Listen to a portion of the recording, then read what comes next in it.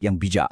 Bila mentornya meninggal, Salahuddin tak lepaskan peluang. Dia satukan kuasa Mesir dan Syria dan tubuhkan sebuah empayar yang bersatu padu buat pertama kalinya setelah berdekad-dekad.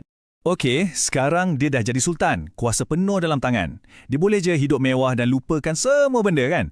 Tapi bukan itu matlamat dia. Ada satu impian yang dia warisi daripada mentornya, Nur al-Din, yang terus membakar semangatnya, membebaskan Baitul Maqdis. Salahuddin dah ada tentera, matlamat pun dah jelas. Cuma tinggal satu benda je lagi. Dia perlukan satu sebab, satu provokasi yang tak boleh dimaafkan. Dan provokasi itu datang dalam bentuk seorang pembesar tentera salib yang angkuh dan ganas. Namanya Renaud dari Chatillon, seorang yang tak hormat langsung perjanjian damai.